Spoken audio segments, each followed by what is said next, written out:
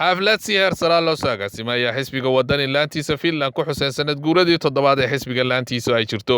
Xafladan oo ka dhacday caasimadda Helsinki ayaa xafladan waxaa si mug iyo miisaan leh uga soo qayb galay madaxda xisbiga iyo taageerayaashooda oo gobolada waddanka iskaga yimid. Waxaa kulankan hadalla dhiirigelin ah ka jeediyay madaxda xisbiga iyo mustambeedka laanta, waxaana ka mid ah hadalladoodii. Shir sanadeedkan ay inoo buuxsantay 7 sannadood oo aan caawa xafladan u dhiganay biidnillaahi alkariim inagoo xisbi mucaarada ayaynu caawa xaflada dhiganay. waxaan rajaynayaa inagoo xisbi muxaafida bishan bisheeda inaynu dhigano xaflad sanadeedkeeni 8aad. aad iyo aad baan uga rajaynayaa ilaahay. runtii farxad bay ii tahay inaan idinla soo qayb galo madasha quruxda badan. waxaanan u mahadnaqayaa intii ka soo shaqeysay ee waqtiga iyo hawsha gelisayba.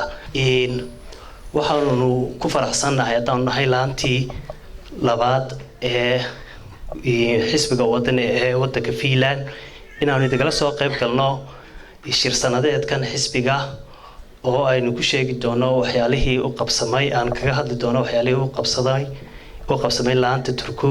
aad baan uga xumahay in xukuumadii loogu talagalay inay xaq ilaaliso waddanka ilaaliso meel walba iibinaysa meel walba gadanaysa waddankiina saa u gashay sidaas ay tahay haddana baryada ilaahay laguma qado.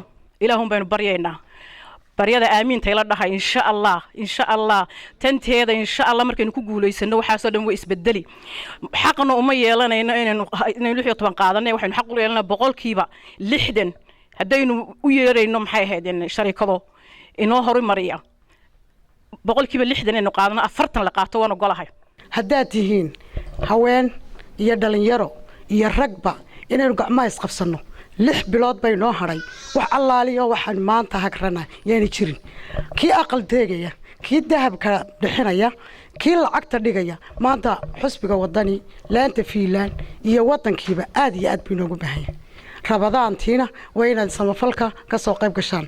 dhanka kale waxaa halkaasi ka hadlay gudoomiyaha xisbiga laantiisa Finland Isxaaq Cabdi Guuleed oo hadalla dardaaran halkaasi ka jeediyay. waxaanu yiri waxaan ka codsanayaa sidii laanta aad u garab taagnaydeen inuu nin walba safiir ku noqdo horta marka hore Somaliland mar labaadka uu safiir wadani noqdo wadani si aynu xisbiga talada dalka haya ee xoog leh ee aad aragteen ee dhaqaalihi waddanka haysta guriyada iibsanaya dekadii kareemaya saldhigyada sameynaya ee tolaayada leh aynu xukunka dalka uga wareejino.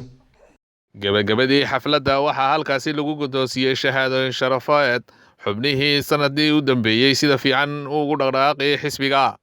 Aadan Yuusuf Cismaan, Hon Cable TV, Finland.